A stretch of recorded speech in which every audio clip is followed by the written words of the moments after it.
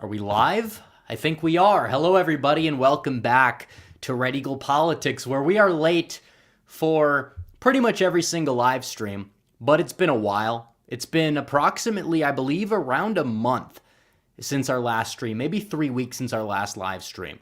But nevertheless, we are here, and we are ready to go. And we have a lot to talk about. It's going to be more of a casual stream, though. I don't really have, I guess you would say, a lot of topics I want to jump around between, but we'll just see where it goes. But I do want to talk about 2024. We'll start off with that because we have seen new developments across the Republican sphere, across the conservative side of things, just across politics in general.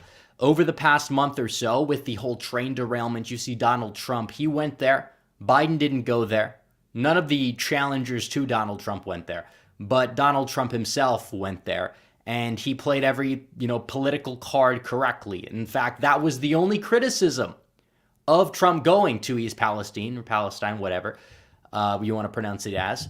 But the only criticism was, he's going, it's a political theater. Because he did everything correct, so that's what they say. And if he didn't go, they probably would have a problem with that as well, even though their own leaders didn't go. Or maybe they would just ignore it altogether because they don't care about the people that were affected by that thing, because that's the OG Trump base that we know. But furthermore, Donald Trump goes to CPAC. I was at CPAC in Washington, D.C., or I guess you would say in the area surrounding D.C. I was gone for 9 days, went to Michigan before that as well. So I was not really able to live stream. I probably would have done a couple of live streams in that time frame, but we're back. But I did get to see Donald Trump speak in person for the first time since early 2022. I went to the rally in Conroe, which is a northern suburb of Houston. That was actually the only piece of street content that ever got uploaded on this channel. I would like to do more in the coming months if possible, for sure. It's really good content. A lot of people tend to like the content. It can be used in shorts as well. But furthermore, I will look a little bit deeper into that. And I will say that Trump gave, arguably on paper, maybe you want to say the energy level is not where it was back in 2016. Okay, I mean, the guy's older. That's going to happen regardless. He still has more energy than most of these career politicians that go out there and will give this speech that's like written, that's meant to appeal to like focus groups or whatever. And that's what they do. They give a robotic speech, very little charisma or whatever. And Trump's energy may not be the fierce, warrior energy he brought back in 2016, which they had a problem with at the time, by the way, too. He's a lot more measured now, but it works. And the content of his speech was top-notch to the point where I don't believe that you have a single legitimate reason at this point to sit back here and oppose Donald Trump if that is the Donald Trump that you are getting from here on forward down the stretch. And the polls I put up on the screen kind of reflect that to an extent. For the midterm fallout, for all the blame he's gotten for the midterms, which I haven't forgotten that video that I'm making yet. It's in the process of editing. I was gone. I should be a lot further on it now than I currently am. I know that. I'm aware. Trust the plan. It's going to be here, I'll say by the end of the month, but I am going to work on it this week. I want to have at least half of it edited by next Sunday, which I think I'll be able to get there. But furthermore, you look and you understand the fact that you had that happen, and he bears all the blame for it. It's not justifiable that he does, but that's the way the media spins it. That's the way a lot of these conservatives, even some of his loyalists, I wouldn't say loyal backers, but, close confidants during his presidency at least framed it as. And now he's stuck there, and he's got his back against the wall. And he's coming out swinging. When he's focused on the right issues, when he's talking about policy, he's unstoppable. The haters are looking for reasons to pick apart his speeches or whatever. They can't even do that properly. Even in regards to the election stuff, what did he do? He went out there, he talked about what we need to do moving forward. He said, yeah, Republican governors need to restrict these loose election laws that have been lobbied by these Democrat interest groups. But you know what? At the same time, in these swing states where the laws are not going away, we need to use them to our advantage in order to win elections. He's hitting on all the right cylinders. He's talking about a baby boom. He's talking about family growth policies, things that we didn't anticipate would even come close to the Overton window in this country. Remember Michael Cassidy down in Mississippi? He ran for Congress. That was what made him stand out, which is why it's such a shame that he ended up falling short in that runoff, which they effectively did everything they could do to sabotage him. Even though it was 50-50 in round one, there was some minor candidate that kept both from getting 50%. But either way, the establishment did what they could do to make sure that Guest would hold the seat no matter what, dumped all this money into the seat in a runoff election. But the reason why is because that was an issue. And they used that as, oh, it's socialist, whatever. He's a socialist rhino. And then you had all these ads calling him a socialist or a Marxist or whatever. And it's not socialism, it's survival. Viktor Orban does it in Hungary. It worked to a certain extent.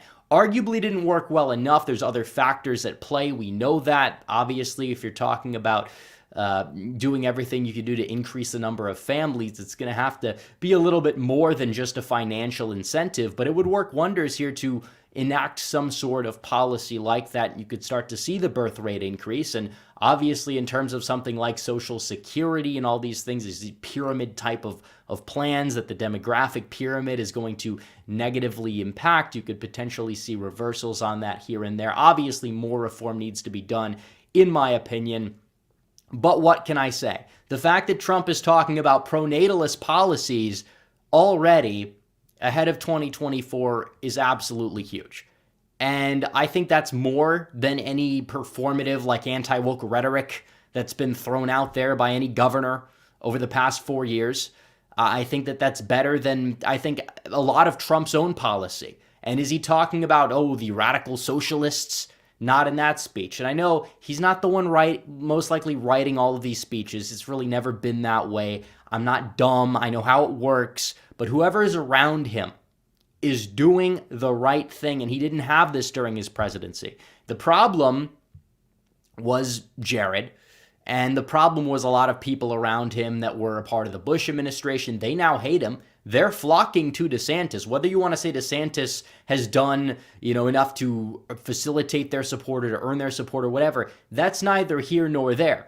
What we do know is that they're not in Trump's corner. Trump is operating from this one-man machine with some of his loyalists or whatever, just like he was back in 2016, and the energy may not be there. But if he's going to stay on message down the stretch like he did from mid to late October to the election in 2016, where he gained so much momentum, of course the doubters are going to say, well, that's all Hillary's implosion, and it really wasn't.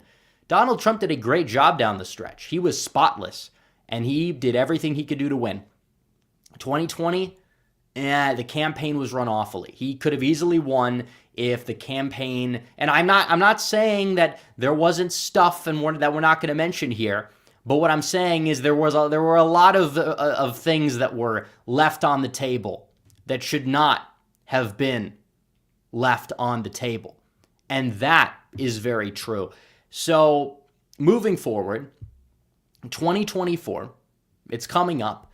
He's in a position where you have a lot of people doubting him. You have a lot of people abandoning him. A lot of people, even in our own audience, one could say, not exactly as fond of him as they were before, and that's okay. We can have this discussion. But what I am saying is, as long as if he's able to keep up the good side of his 2024 campaign, he is going to be unstoppable. If you have this massive legal ballot harvesting operation going for you that you're pushing forward in states like Arizona, Nevada, I don't know what the legality is in all of the Rust Belt states, but either way, that's going to help you.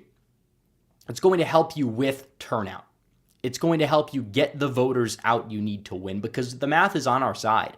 Look at the percentage of these of the white non-college educated voter base, or just population in the country that's not registered to vote. There are millions.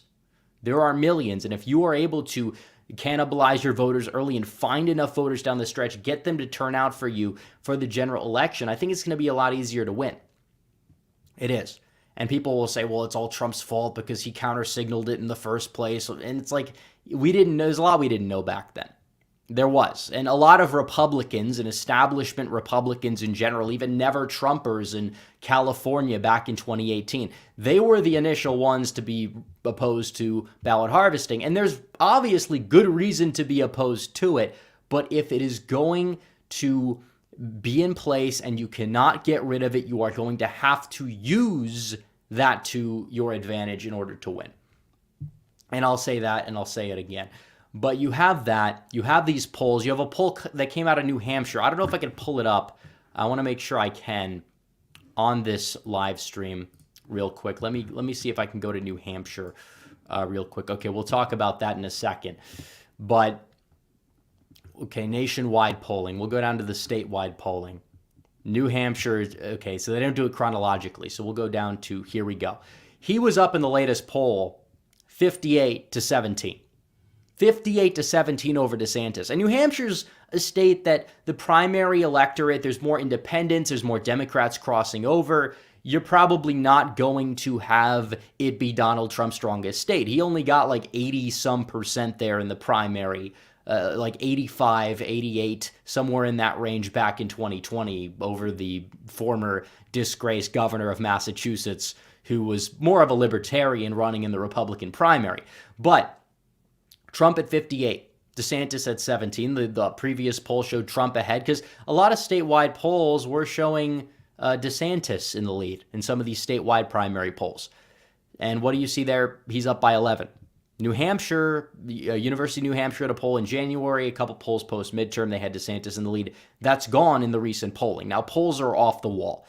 But either way, you do see a trend in the national polling where the midterms were supposed to destroy Trump. They were supposed to destroy him.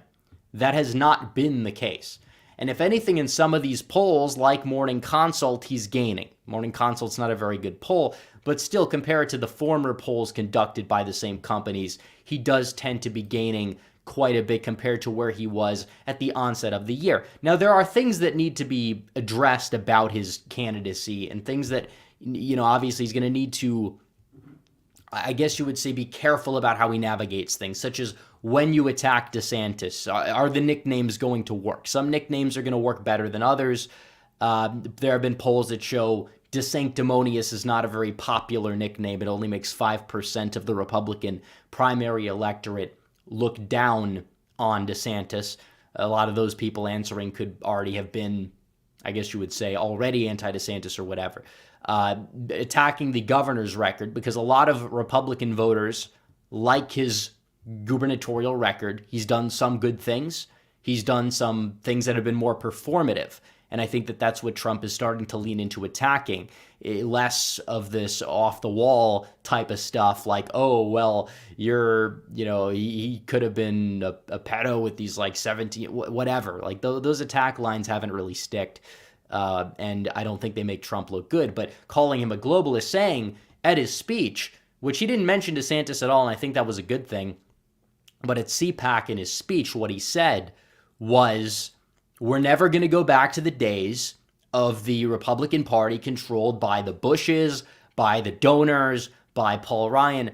That was essentially what he ran against in 2016, was that GOP establishment. If he can effectively prove to the electorate that DeSantis, whether you think he's a good governor, as much of the base does, or not, which very few of the base does, he's being propped up at the national level to run by all of the worst people. Whether you think he's going to govern exactly like these Bush types is irrelevant, honestly, but he is an unknown entity. Donald Trump can say, I was the best president of your lifetimes. He would be accurate in saying that, especially in my lifetimes. Obviously, some of the boomers will make a case for Reagan or whatever. That's beside the point. What we do know is that he was a very solid president. He's proven himself. He can contrast his record with Biden. And if he stays on message and brings the new policy to the table, then he's going to win. And all of the criticisms that they levy at him, like from the right, have like the same energy as the liberal arguments that are like, oh, well, you're not pro-life after the baby's born, or like just those like arguments where they try to use like these gotchas that don't even make sense when you analyze exactly what is being said. Because it's like, oh, well, he failed. You think he's so tough on crime. He didn't do this with the riots or whatever. It's like the people that held him back during the riots are out of the picture, for one. For two, they're the same people that say Trump is stuck in 2020. All they do is talk about Trump's antics in 2020. So it's like, and honestly, DeSantis lockdown. DeSantis, I believe, what did his press secretary say? He pushed the vaccine 1,700 times in public appearances. Like, are we just going to sweep that under the rug? Are we just going to say that that is something that we should just ignore as well? And you could say, well, Trump didn't fully walk it back, whatever. Trump has a big ego. He's not going to apologize. That's the way he is. That doesn't mean that he doesn't know something was wrong. That's just the way Trump's always been. He'll back it up, he'll defend it, and then he'll move on and he'll pivot. That's the way it's been since 2015 with Donald Trump. It's the same way right now. It's the same way today. And that I think is just part of the case for Trump. Because his policy now is stronger than it's ever been. It's more populist than it's ever been. It's more nationalist than it's ever been. And the people that are going to be sitting back here and like picking it apart or just counter-signaling for the sake of counter-signaling, they're just wrong. They just are. And that's the way it is. A lot of these like populist LARPer types that are now starting to praise DeSantis. And it's like, this is the type of guy who back in Congress you would not have considered near your favorite congressman. You just wouldn't. Not even top 10, 15, 20. And that's the way it is. But you have a lot of people who want to get rid of Trump. It's not because they want to save the party or that they care about electability. Trump is the only Republican presidential candidate to win an election, by the way, going back all the way to 2004. That's true. Without 9/11, I'm not even sure that Bush would have won. Without the Clinton scandal, not even sure that Bush would have won in 2000. That's what I'm saying. But he is somebody who can bring the energy. One of the reasons why the midterms were not that great for Republicans, especially in places like Pennsylvania or Michigan, was because he was not on the ballot. And that much is still very real and true. So there's that. Now, 2024, I want to pivot a little bit as well. We see Trump gaining. What about the Senate? And another argument in favor of Donald Trump is because he tends to have down ballot coattails. All the MAGA underperformers that they'll mention, people like MTG or Lauren Boebert or some of these people, they would have won, or they actually outperformed Donald Trump in 2020 when Donald Trump was on the top of the ticket. All of these people outperformed him. And it's true. J.R. Majewski probably wins if Trump is on the top of the ticket. I mean, that's one you could say is a little bit more of a stretch, but I think it's true. Presidential years are different than midterm years. I think we made a lot of mistakes this midterm year in the prognostication department by equating it to a presidential year. A lot of pollsters thought that Trump's base would indeed turn out at significant rates, the way that a lot of these swing suburban voters would have, and they didn't. They didn't, and it shows. There's a reason why you look and you see Keith Ellison winning counties or like losing counties in rural Minnesota by far less than Joe Biden did, despite him being far more unpopular, far left, far more unpalatable, and facing a much stronger candidate for the statewide. That's the way it is. So you have a base, you got to turn them out. Democrats had a low propensity base. One could say they have one, or they used to. They had, obviously black voters didn't turn out a whole lot before Obama. Now they turn out at very high numbers even after Obama. Why is that? Because they know how to find them. They know how to bust them to the polls. They know how to get the ballots in their hands. They know how to make them vote. Republicans don't do the same thing with their voter base. And their voter base at times doesn't feel that inclined to crawl over broken glass to vote for the Republican Party because the Republican Party leadership, even though it's gotten better, still doesn't get it. So we will talk about the Senate, and then we'll get to some of the cringe that we saw over the past weekend from the GOP, because we're not going to ignore that either. But there are positive gains in the Republican Party we are making, and we're going to be talking about that in a video probably this week. But what it comes down to is you have Steve Daines. He is the new chair of the NRSC. What is he doing? He is clearing the fields all over the place. He did it in Indiana with Jim Banks, and he picked the best candidate he could. He's picking candidates that he claims will win not only a general, but also a primary, somebody who's going to be able to get the base out enough while also being able to still win a general election. He's meeting with candidates, he's clearing the field, and that's the way it works. And that's how you get things done. And you're going to need to settle these primaries quickly, because if you have these divisive primaries and you see bickering and infighting in a party going all the way up until late August, then you're probably not going to get everybody on board to win. Look at the Arizona primaries. Everyone's unified on the Dems behind Katie Hobbs. She's an awful candidate. She stays in her basement, whatever. And yeah, we know about Arizona, but still, there are many factors, and this is one of them. They did not clear the field when it was apparent that Kari Lake was going to win easily. They did not get behind her. What did they do? They spent $11 million trying to defeat her at the 11th hour. They failed. They came up short. Thankfully, they did, because Robeson would have actually lost by more, by the way, and we'll talk about that. But this is a problem. You have these divided primaries, and that's an issue. And it happened in Pennsylvania as well. I think Ohio, that's one of the reasons for Vance's slight underperformance. Obviously, he was vastly outspent. Tim Ryan was created in a lab to be the best candidate that the Dems had to offer. But even in Missouri, you see an underperformance there. Democrats pick their candidate. They stick with them. They do it early. Republicans will sit back here, infight, and they just won't do it. They won't pick a solid candidate who can win. They will always do anything they possibly can to slander the good candidates as well, the grassroots candidates, one could say, and prop up the loser candidate who probably would lose in the general because the base would have stayed home. Especially that in Arizona, you have a very divided base too.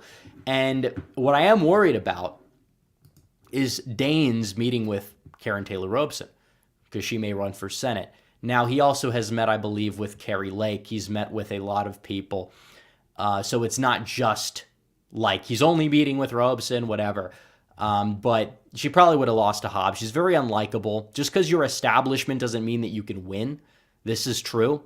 A lot of the base would have likely defected for Robeson. A lot of the base would have felt that Lake was screwed the same way they feel now, based off of what happened in the primary, which kind of gets memory hold a little bit. And I'm not saying that we need like Lake for Senate. I don't think she's going to run. I've heard mixed opinions from people. A lot of people initially said there's no way. Now they're saying it's unlikely. I think that it'll be interesting to see what happens or what the field looks like. But I'd be fine with Yee. She's solid on the issues, but she hides it. She does a good job concealing it. Lesko as well. She was in this cringe video we're about to kind of skim through. I can't play the audio from it because I still haven't configured that on StreamYard quite yet. But Lesko would be solid. She's typically been well. She outperforms. Biggs also, Andy Biggs, although it doesn't seem like he's going to really jump in the ring. He likes Congress. He had a shot to get that seat back in 2022. Didn't really, I think the beta testing with the fundraising didn't really work so well for him, so I think he stayed out. But what we do know is that Robeson is somebody who goes out there and is endorsing Gallego-aligned city council members for Phoenix. She cared more about the proposition to grant illegal aliens in-state tuition than she cared about Lake down the stretch.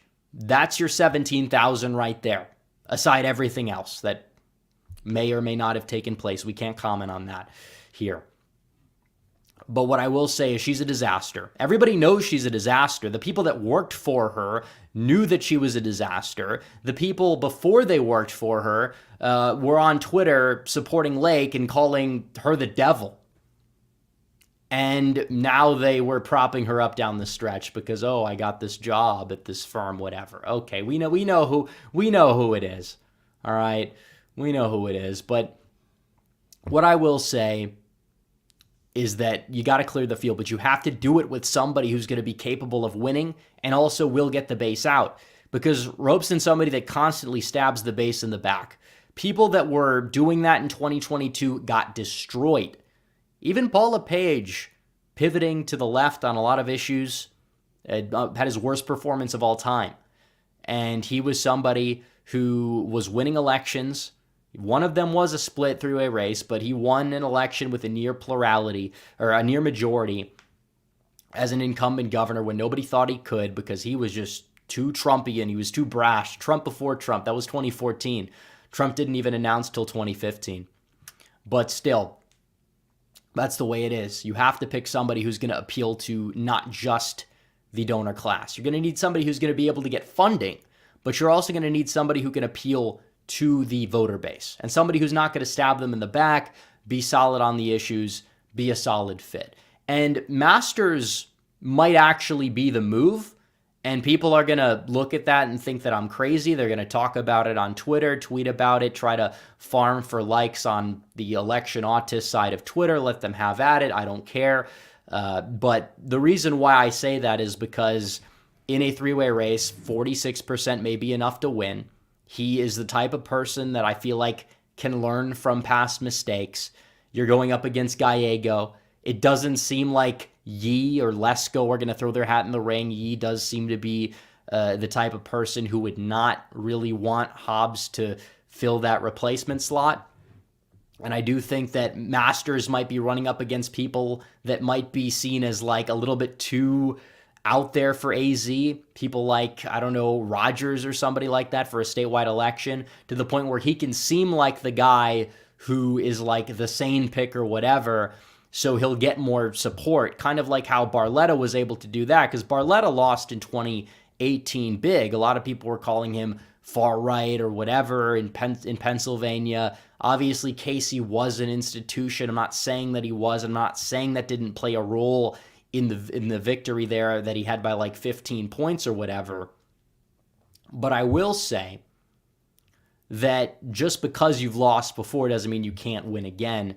And obviously, he's going to have to walk back the Social Security stuff. He's going to have to do a lot. But if he's the nominee and he can find a way to get that nomination, I'm not going to sit back here and complain too much. And it would definitely be preferable for Masters to be the nominee than it would be somebody like Karen Robeson, where a lot of people, a lot of the MAGA base is going to be sitting there and probably going to be throwing their support behind Kristen Sinema in a three-way race in a general election. Not necessarily for good reason, but because they're just not going to see enough of a difference. And that's the way it is. So Masters, I'd be fine with him. I don't know if Lake's going to give it a go. If she could stay on message and, you know, I guess you would say stay on message per se, it's possible she'd be able to win in the three-way race. But you have a lot of people that she's pissed off a lot of people, I will say that. But that is a good thing. But in terms of winning statewide, we'll have to see. We'll have to see what happens. I'm not entirely opposed. We'll keep the options open. I'm not making an endorsement. I don't know who's going to run, but we'll see. Laxalt, I do support. They need to get Laxalt back there in Nevada. He was screwed by weather. Weather screwed him, among, obviously, the early thing, the ballot harvesting thing. He didn't ballot harvest, and it didn't impact him very well down the stretch, while the Democrats, even though they're run by crazy people, they still did what they could do to save that Senate seat. I think a last chance shot for Laxalt. I think that he's probably the best. I don't know who else is on that bench, but that's true. There's a lot of things that need to be done. But you look at that, you talk about Wisconsin, got to clear the field there. Wisconsin's winnable with Trump on the top of the ticket. Baldwin's lost popularity, but still a lot has to really be foreseen. You're probably going to hold Texas, probably going to hold Florida. So you can only go up from here. You have three that are easy to take. That'll get you to 52. If you win the three-way race in Arizona, you're getting to 53. And then you could go for, what about Nevada? What about Wisconsin? Pennsylvania and Michigan, I think those are too much of a tall task to climb. I think Casey's not going to win by 10 again. I think with Trump on the ballot, it's going to lag behind by about 3. But still, Trump, I don't really see him winning Pennsylvania by 3. I think he can win it, but can he win it by 3? and carry the Senate candidate? I don't know. So whoever's going to be put up there is going to more likely than not be a sacrificial lamb. It might be better that we run somebody we don't like just so they lose and get embarrassed and don't have a political future. So that's the way I see it. I don't know. We'll have to see. But Michigan's wide open. If Trump can win Michigan with the right candidate, I think that could flip. But is there going to be a right candidate? That I really don't see because there's no bench. And then we talk about how you build up the party from the ground up. We need more people that are solid in these lower level offices, lower level positions that are rising up in the ranks. That is also true. And we'll talk about that more and more on this channel this year.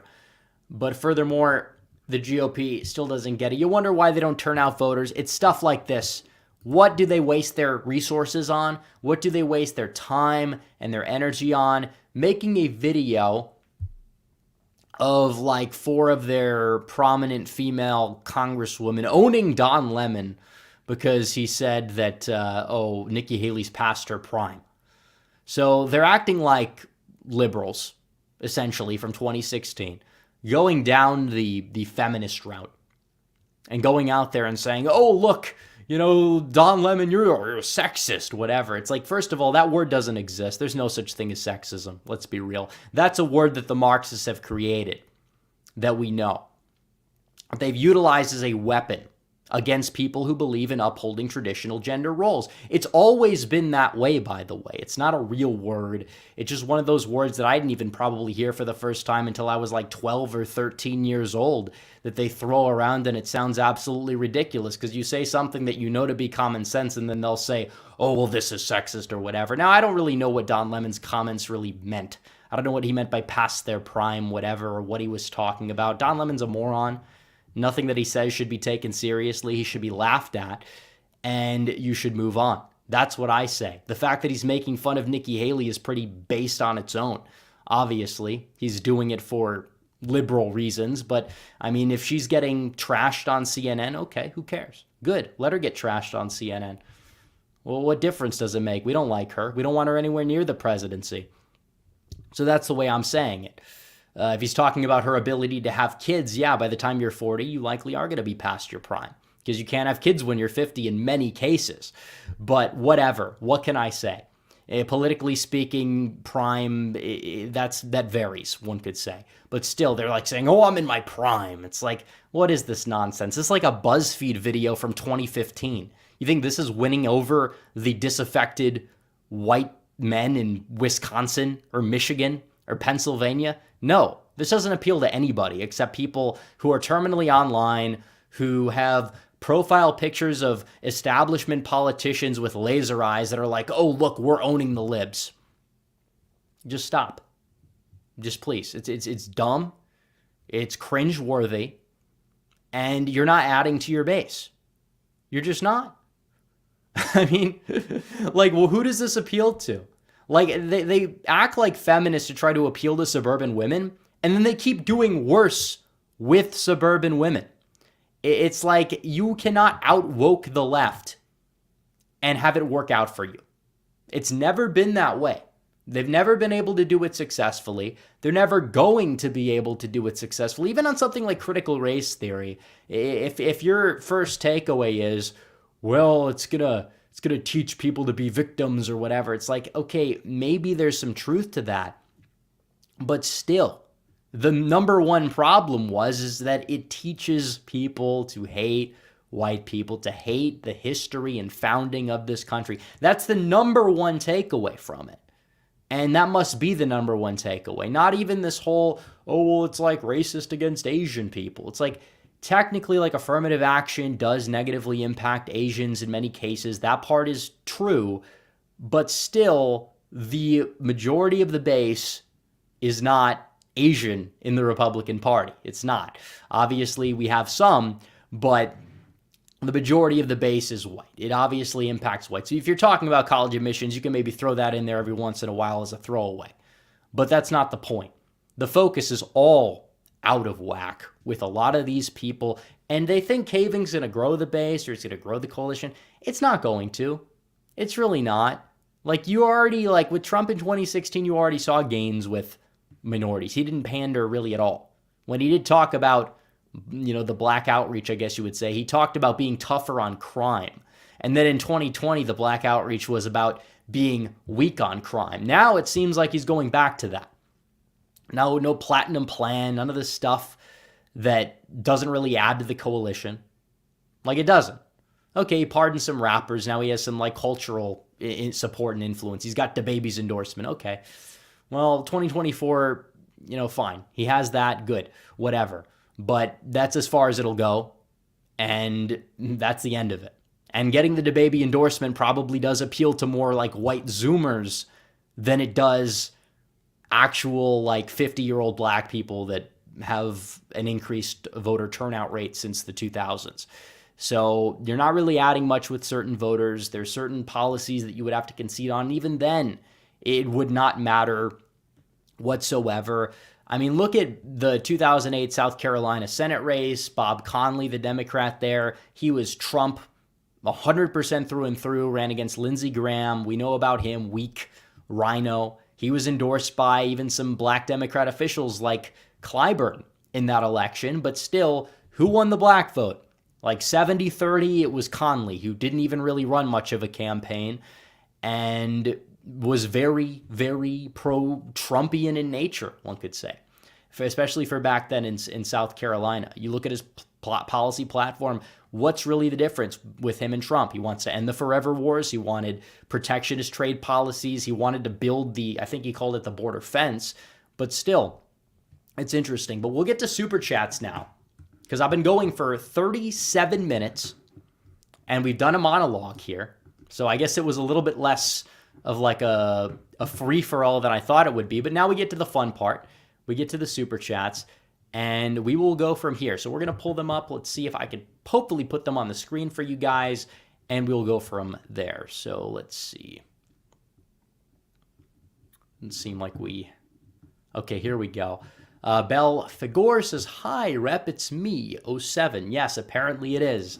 This guy from the Discord server, which you guys can join at redeaglepolitics.com, by the way. It's $5 a month, but different username. Didn't know he was the legendary Belle Figor, who has been super chatting for at least a while, to my knowledge. So Gerald Armstrong says, Rep, I'm a strong believer in realpolitik. I don't know what that is. And I believe the West isn't embracing it to their detriment in regards to Ukraine. What are your thoughts? I'd have to get back to you on that one. I think I've heard the term. I don't know what it exactly means, though. Sam Madsen says, strangely enough, the county where East Palestine is ancestrally Republican when the entire rest of the region is ancestrally Dem. Well, the whole region's affected. Obviously, East Palestine is one thing. It may be. You have these Appalachian counties in Kentucky and Tennessee. They've never voted Democrat since I think before the Republican Party existed, if at all. So it's interesting there. East Tennessee, Tennessee's first district there's a lot of counties, I think northeast of Knoxville, that have been just solidly Republican throughout entire history. And they're probably going to stay that way given the realignment. Blues Basis says, everyone needs to chill the hell out in 24. Peter Meyer hasn't even decided if he'll throw his hat in the ring. Well, he better not. You talk about, and I talked about this, you need somebody who's going to appeal to the base and also somehow get enough support in the suburbs or whatever. That's not going to bomb there. I guess you would say in terms of fundraising, because suburban margins, you're going to see them real regardless. But Meyer is not even an overperformer. He overperformed Trump in 2020 by 2. He underperformed John James, despite it being Peter Meyer's district where his family's been there for a long time. The guy has been an underperformer. He outspent John Gibbs by a ridiculous amount and lost that primary. And he would have lost the general had he even made it to the general. So, about that. General Hydra says, have you never heard about a YouTuber named Real American? Yeah, we know Real American Politics. Of course. John Waffle H2P says, DeSantis has proven to be a rhino the past few weeks. Again, I would be careful when I use these terms like rhino. What I will say is that he goes on there on Fox News and he doesn't disavow the Ryan claim. He doesn't disavow Ryan or Bush or all these people. He just pivots. He is a skilled politician, which is why I'm not saying it's a for sure thing that Trump is going to win this primary. But at this rate, I can't see him losing. And that was different than 2 months ago. Because 2 months ago, I was like, okay, It's 50-50. Who knows, right?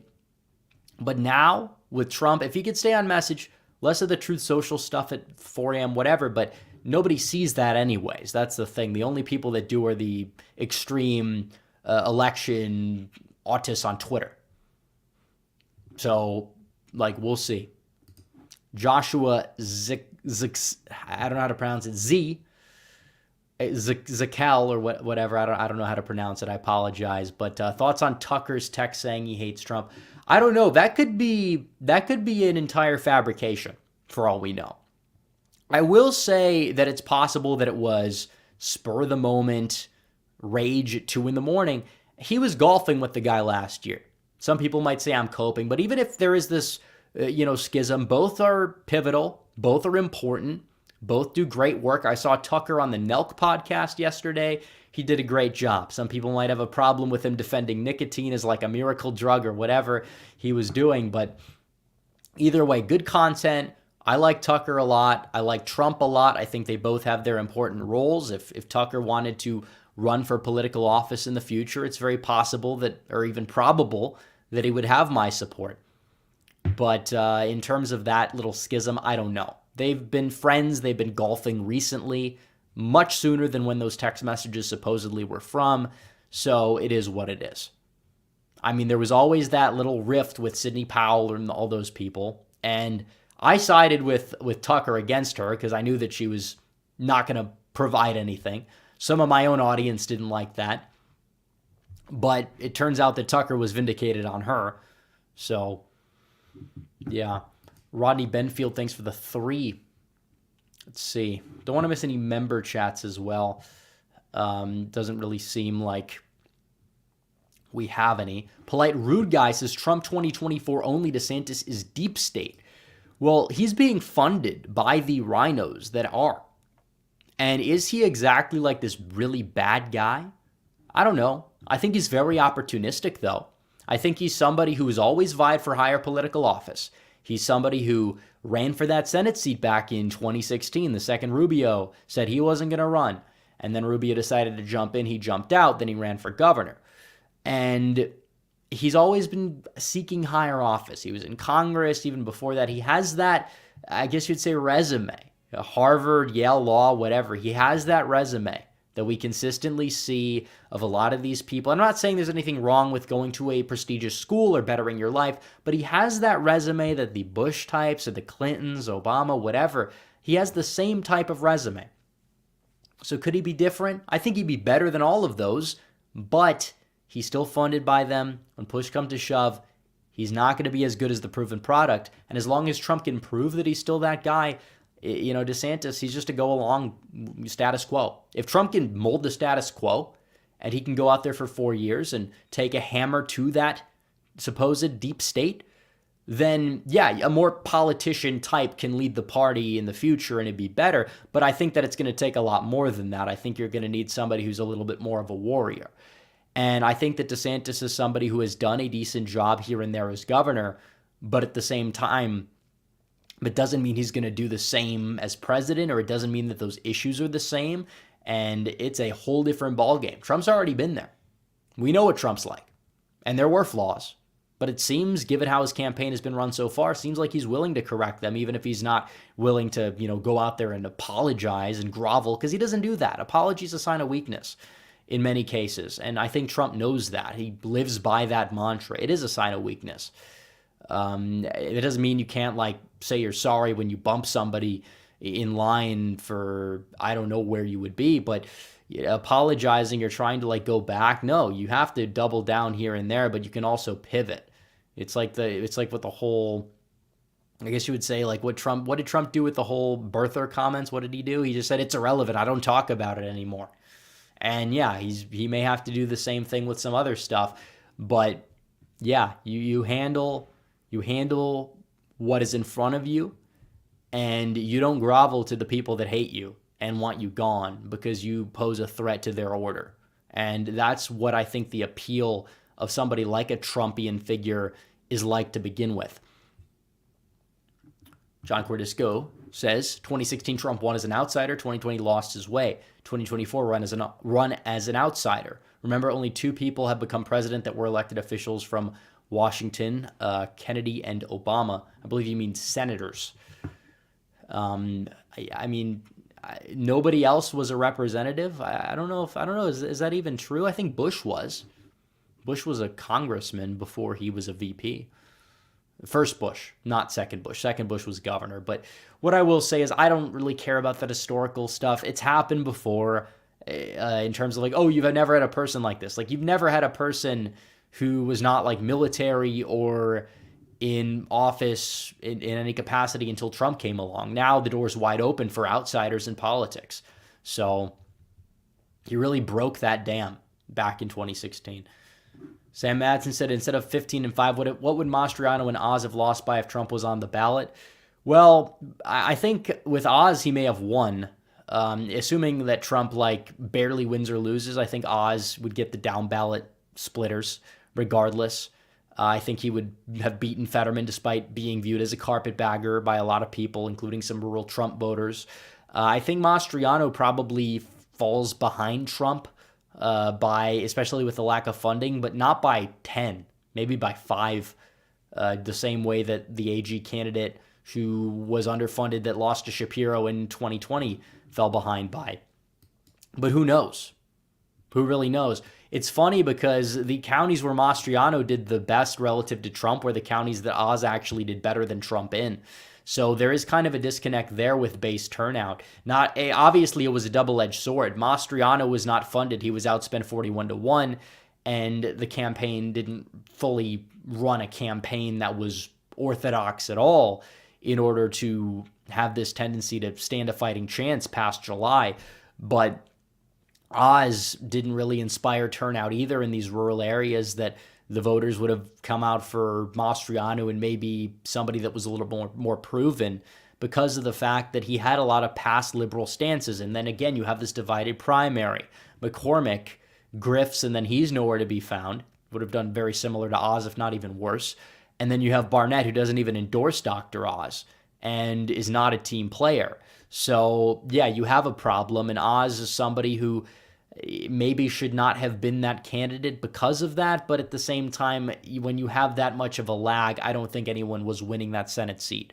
Parnell with Barletta, maybe you could see that happen. Maybe even Oz with Barletta, but still, Barletta's kind of lazy. He's endorsing DeSantis now because Trump didn't endorse him, which, again, I really feel it's like if you actually worked harder and didn't fall behind to somebody who had like only a cult following in the state at the time, then maybe Trump would not have endorsed Mastriano. He would have endorsed you. But Barletta's always been viewed as somebody who's lazy his whole career. I mean, you look at what he did back in 2018. That wasn't really much of a campaign at all. And I know Casey was an institution, but still, he started off with a lead. He lost it to Mastriano. And then Trump endorsed the winner because Mastriano was evidently going to win. Then people now are blaming Trump for endorsing Mastriano. Like maybe he could have endorsed Barletta, but even then there would be no guarantee he would win. There are Trump endorsees who lose their primaries all the time. There's a reason why he unendorsed Mo Brooks, because Mo Brooks was lazy, and now Mo Brooks is going full Lincoln Project too, which is pretty funny, but it's also disappointing and sad to see him tarnish his legacy over a grievance. And people act like Trump or that wing is the only wing that has these grievances. Hint, they don't. There's plenty of neocons who have way worse. That's why they're even anti-Trump to begin with. That's why they're endorsing people like Biden for president, all these neocons, is because they have this grievance problem, this ego problem. They always blame Trump for having. No, they have the ego problem. Christopher Laurie says, would DeSantis be your first choice in a 28 scenario when Trump retires? I like him, but personally, if someone like Hawley runs, sorry, Ron, yeah, I would pick Hawley over DeSantis. I'd pick a lot of people over DeSantis. I'd pick DeSantis over a lot of people as well. Obviously, DeSantis is preferable to somebody like Nikki Haley.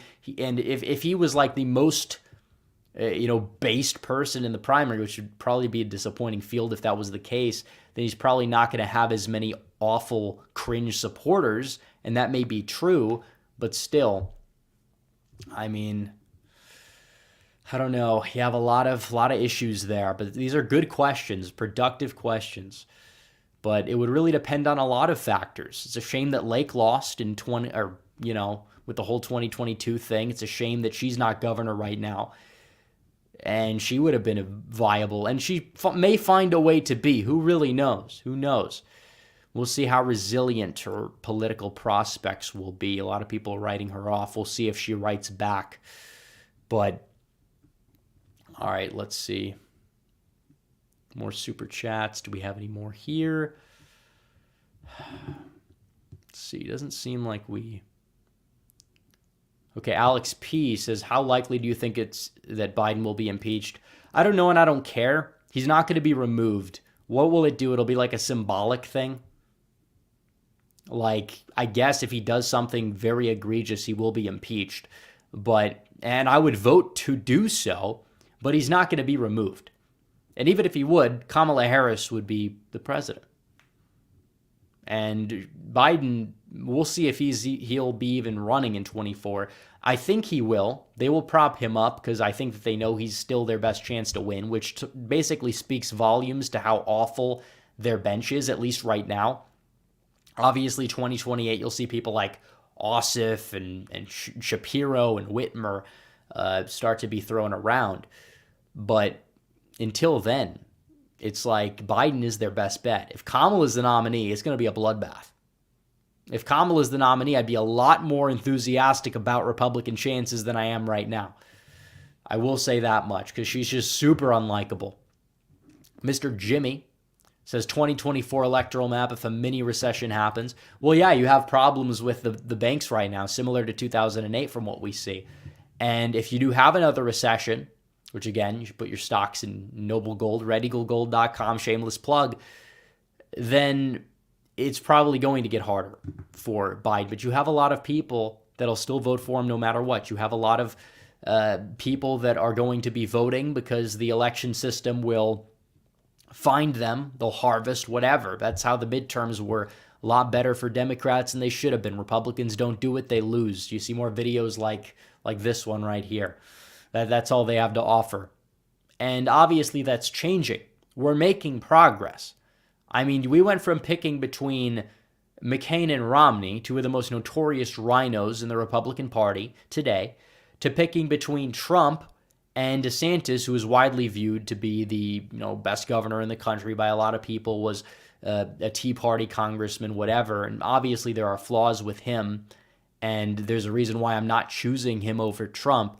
But still, the fact that that's the worst you can realistically do is still a step in the right direction compared to where we were. We have to keep going, though. That is the thing.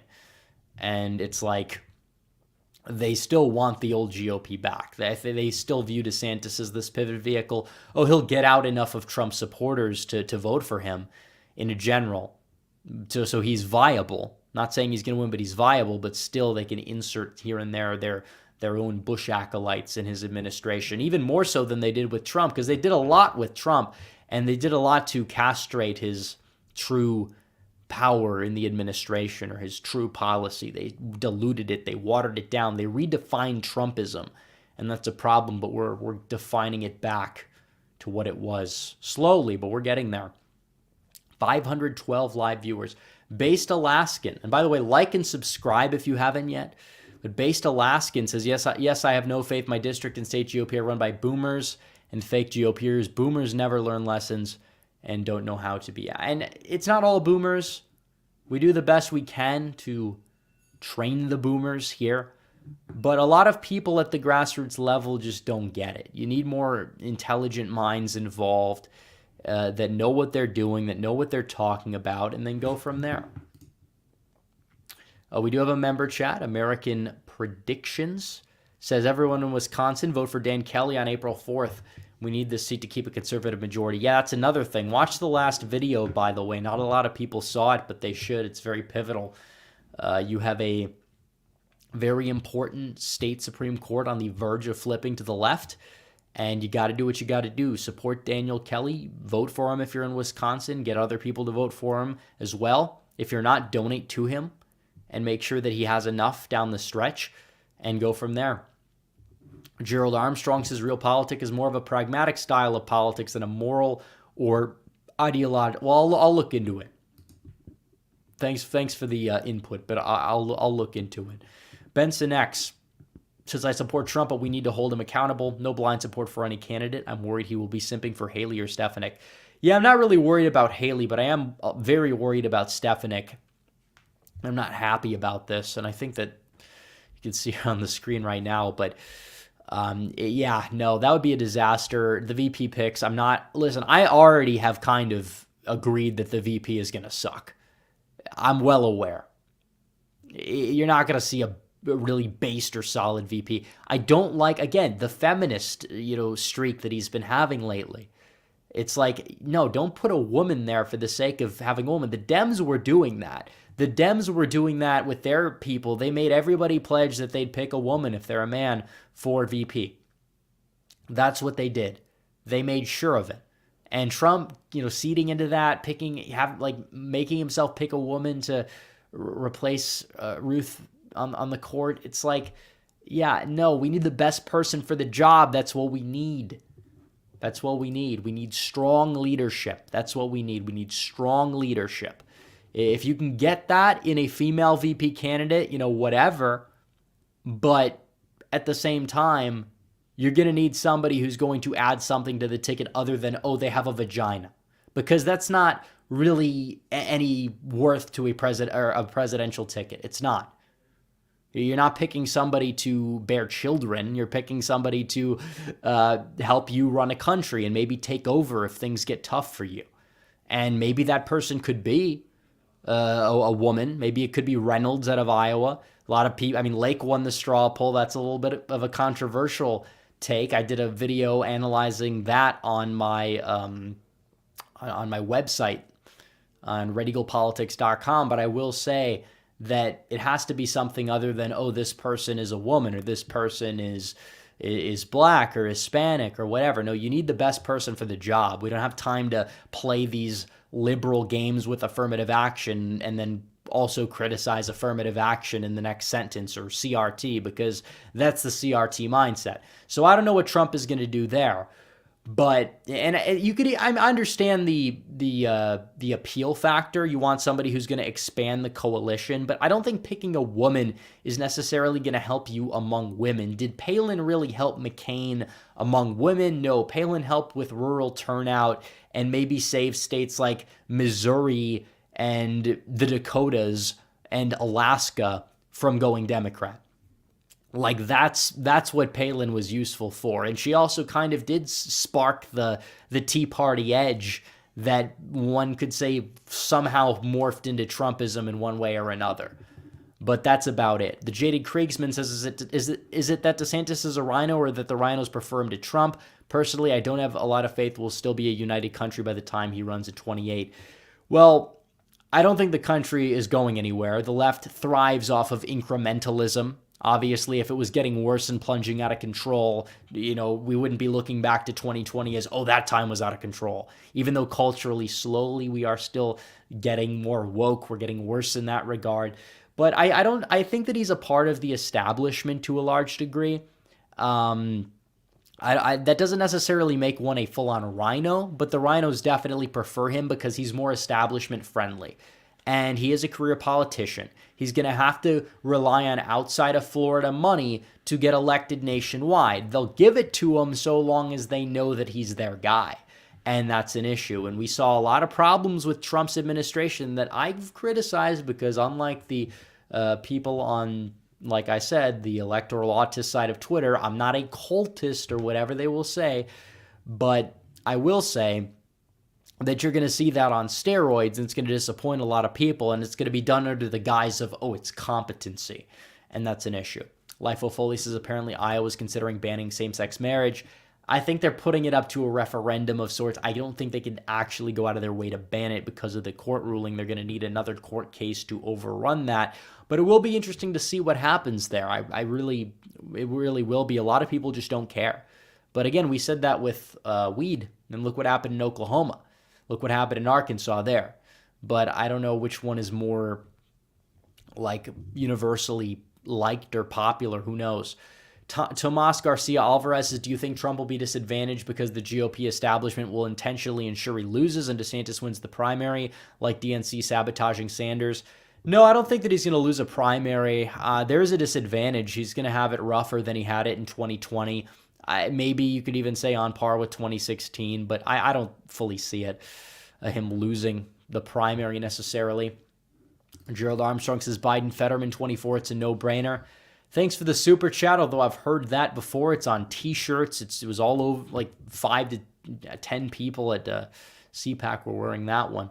Bell Fagor says, thoughts on ESG at a state level versus individual boycotts. ESG?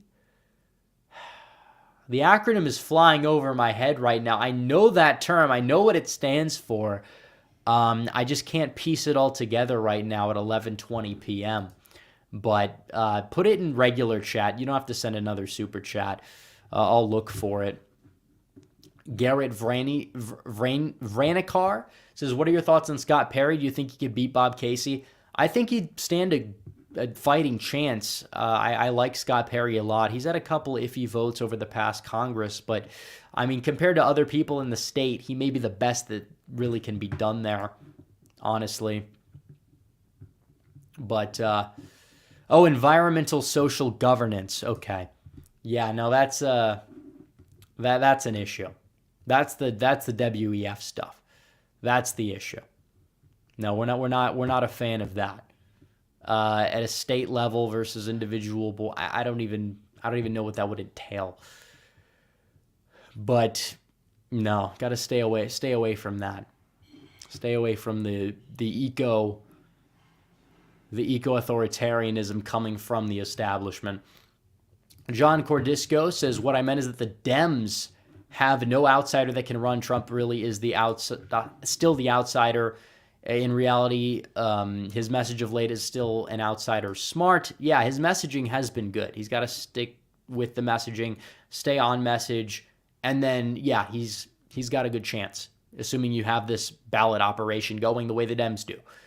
Buck Hunter 431 says, would Youngkin be a good candidate for 28? It's possible. I think he's more VP material for somebody who's a little bit more outwardly based. But overall, I don't have anything, I don't really have a problem with Youngkin. I saw parts of his town hall. I mean, you could say here and there the answers were a little iffy, but they weren't like entirely awful either for a governor of Virginia, or even just a Republican governor in general this day and age, even in some of the reddest states in the union. So he is a skilled politician. He is somebody I think that can add to a ticket. Just the way he talks, he has this unique vibe going about him. But I really wouldn't say I've seen enough for having him like lead a ticket or anything like that. But his victory was pretty cool. And who got that right? Who predicted the margin perfectly? Oh, wait, I think it was me. German Idol God says, do you think the failure of the Silicon Valley Bank pretends a recession similar to 2008? If it does, what does that mean for the GOP's chances? It means that they would go up because they're out of power. Still, it's not going to be a cakewalk. It's not going to be 2008 again. We're more polarized. Sam Madsen says, would Ron lose Columbia County, Wisconsin? I think it's possible. It really is. I mean, I think Johnson won it. But I don't know. I think he might. But I think Trump would win it by more, obviously, higher turnout and whatnot. But yeah, let's see. Any more super chats?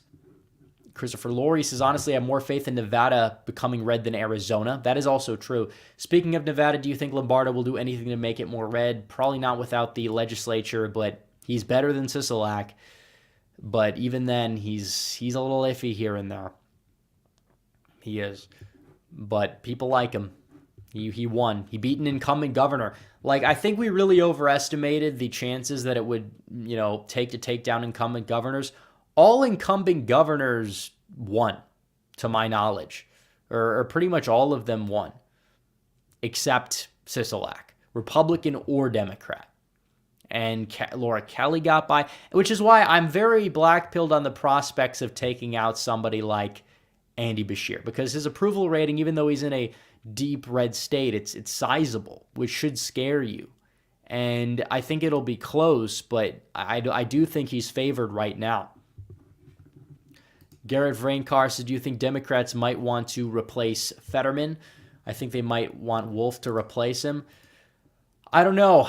I mean, it's possible they do, but they're waiting so they don't have to have a special election where they have a chance at losing. That's the way I see it. But no, it's true. And another thing on the midterm thing, it's like they will say the MAGA candidates fell short. It's like, what non-incumbent establishmentarian candidate performed really well? Like, I'm trying to think of one. Besides, you could say Zeldin, but he had his foot in both doors. Like the Stefanowskis, the O'Days, like they all got decked. And you could say Lombardo, but even then he had his foot in both doors. He was the Trump-endorsed pick in the primary. You know, they won't count Oz as a loss for them, despite Oz being very run-of-the-mill on policy. Because, Trump supported him. It's like, okay. Well, the Lombardo, does that count as a win? No, that's a win for them. It's always a win for them, always a loss for us. There's nothing we can do right. There's everything we can do wrong. That's the way it is between the establishment wing of the GOP and then the MAGA or the America First wing of the GOP. And it is a power struggle, and it's not going to be done in one night, but there is progress being made. There's a lot to do.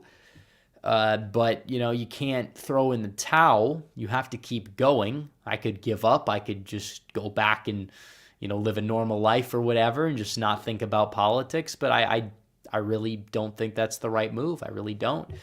We have the country that we have to save. And it's going to take a lot of willpower from a lot of people in order to get there. But it's a lot of things we can do. Spend less time on Twitter. If you are on the electoral side of things, please do everyone a favor. Spend a little bit more time, in the real world working on politics. There's a lot of opportunities out there, especially ahead of 2024. That's going to help out the movement as well quite a bit. So that's also true. Fly Grow says, what about Thomas Massey for VP? Like I said, the whole appealing to libertarians thing, I don't necessarily know if you really can effectively. Like, you look at those political compasses, where are the libertarians? They're nowhere to be found. Like the voter political compass aggregate things. Now, he's more of a paleo-libertarian. He's more of a social conservative than your run-of-the-mill libertarian party type of people. And I like the guy. I think he's a decent representative. He is solid on immigration, from what I can tell as well. He's not this total pushover type of libertarian, but I don't really know if some congressman from Kentucky that's already liked among the Trump base and they're he's the favorite among them is going to be in consideration to be the VP pick. And I also think he'd prefer to stay in Congress. Buck Hunter 431 says, this is a bit off topic, but was Ricketts a good replacement for Sass in Nebraska? Yeah, I mean, compared to the other options like Bacon, yeah, he's all right. Now, he's not going to be exceptional. He's not. But he's going to be passable, and that's what really matters. Tucson PaleoCon, I wonder who this could be. I really wonder. Oklahoma L, Big Pharma W on Tuesday. I disagree. And people need to understand that this is a cultural issue more than a big pharma thing. Medicinal marijuana is already legal in Oklahoma. It's widely available. In fact, a lot of people think that weed is legal in Oklahoma because medical marijuana is so widely available in Oklahoma. The problem is when you have these, I guess you would say, these advertisements in downtown Phoenix and the freeways in Michigan all over the place for weed. It does change the culture. It does not need to be something that's legalized. It's not even about the usage rates necessarily. I know people are going to use it regardless. Medicinal is one thing.